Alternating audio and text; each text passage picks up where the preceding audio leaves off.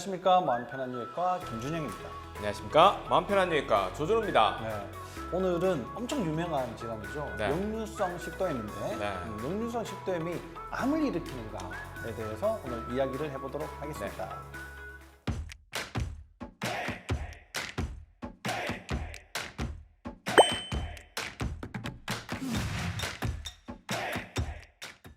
자, 오늘 네. 제가 질문으로 공격을 하겠습니다. 네. 자, 이게 좀 어렵네요. 역류성 식도염, 잘못된 식습관이 원인일까?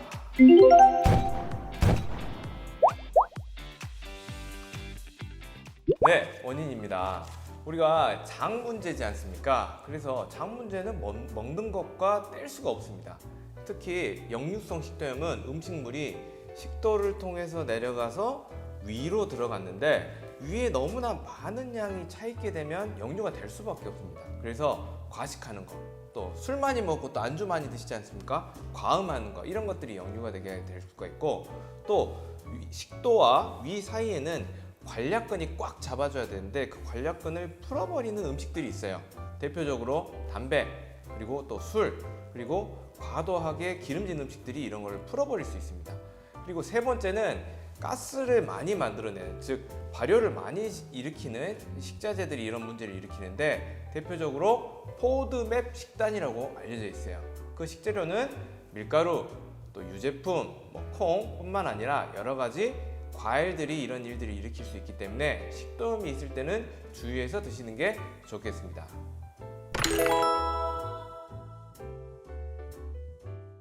자, 이번엔 제가 한번 공격 한번 해볼게요. 자,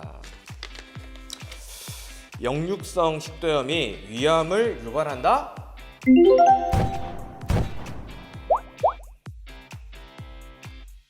이 역류성 식도염은 위산이 거꾸로 식도로 올라와서 네. 문제를 일으키는 게 이제 역류성 식도염인데요.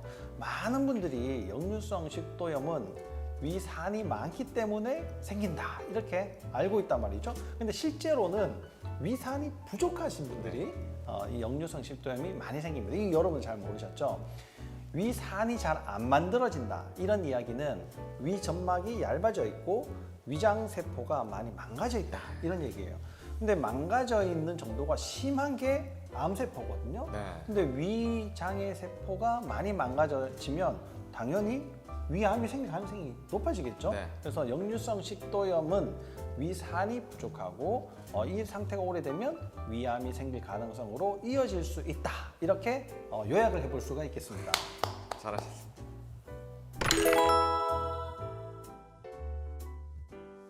원재인들은 그러면 술 한 잔 하시고서 그냥 바로 안 주무시나요? 바로 자죠. 많이 먹으면 많이 다 먹- 자죠. 그런데 많이 먹으면 바로 자야죠. 뭐 어쩔 수 그러니까. 있습니까? 그래서 이제 덜 먹어야죠. 그렇죠. 네, 주량을 아는 게 제일 중요하겠습니다. 자, 이번에는 그럼 제가 먼저 시작해 볼까요? 네. 자, 이번에는 아, 파란색인데, 기대됩니다. 자, 역류성 식도염, 자율신경 기능과 상관관계가 있다. 어려운데요?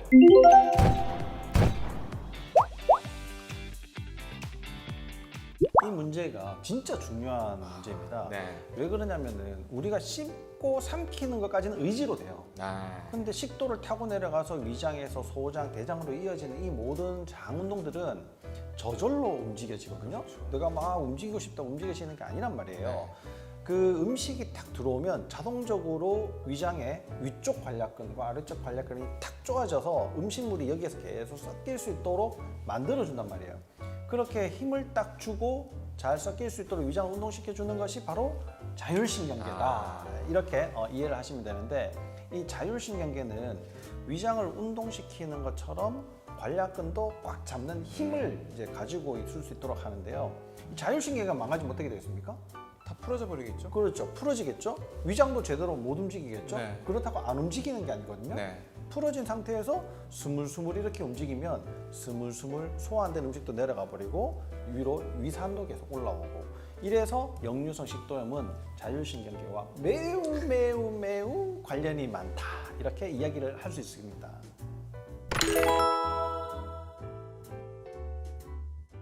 자, 그러면 네. 제가 다시 공개를 하겠습니다. 이게 네. 이제 굉장히 어려운 질문이 되겠습니다. 와, 네. 숫자까지 적혀있네요. 역류성 식도염 치료를 위해 당장 버려야 할 세 가지. 이제 진짜 많지만 딱 세 가지만 얘기해 주세요.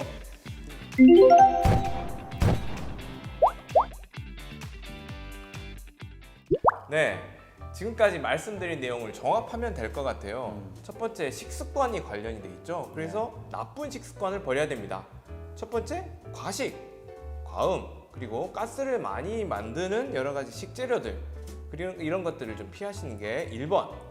두 번째는 방금 자율신경계 말씀하셨죠. 그런데 자율신경계의 기능이 위식도 역류의 핵심 원인이지 않습니까? 그런데 그 자율신경계가 어디에 있냐? 목 등 허리 골반을 통해서 빠져나온다는 사실이죠. 그래서 나쁜 자세를 버려야 되는 게 2번. 예를 들면 이렇게 구부리고 앉아서 먹는데 그 역류성 식도염이 안 걸리겠습니까? 그렇죠. 소화가 그래서 안 되겠어요. 목을 펴고 등을 활짝 여는 게 매우 중요하겠습니다. 자, 세 번째, 제일 중요한 겁니다. 우리 실제로 병원을 가면 위산 억제제를 처방을 받습니다. 하지만 이 위산 억제제는 급성기, 너무 증상이 심할 때만 드셔야지 장기간 복용을 하면 실제로 위산이 하는 역할들을 못하기 때문에 더 큰 문제가 발생할 수 있습니다.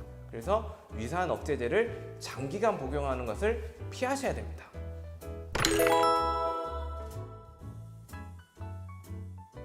원장님들은 빵이나 콜라 뭐 이런 것들은 전혀 안 드시죠? 먹죠? 주면 먹습니다. 공짜는 다 다 먹는다. 먹습니다. 네. 난치성으로 역류성 식도염도 있는 분들이 꽤 있어요. 근데 대부분 어떻게 하냐? 약을 하나 써보고 안 되면 증량을 하고 그 다음에도 안 되면 또 하나 추가를 하거든요. 이럴 때는 약에 의존을 하지 말고 왜 내가 이런 문제가 생겼을까를 생활 습관 속에서 찾아야 되는데 그 생활 습관 속에서 찾을 때 자율신경에 대한 관점을 놓치지 않았으면 좋겠어요. 즉 장을 움직이고 장에서 소화를 시키고 있는 그 주체는 자율신경이 하고 있다는 사실이고 그 자율신경이 길이 목 등 허리 골반이기 때문에 당장 자세부터 바로 하면 소화가 잘 되면서 쑥 내려가 버리고 절대 역류하지 않는 그런 튼튼한 장을 만들 수 있을 겁니다. 자, 오늘은 조 원장님이 네. 이기셨는데 여러분들의 선택은 어떻습니까? 댓글로 남겨주시면 많은 응원이 될 것 같습니다. 여러분들 좋아요 구독 꾹 눌러주세요.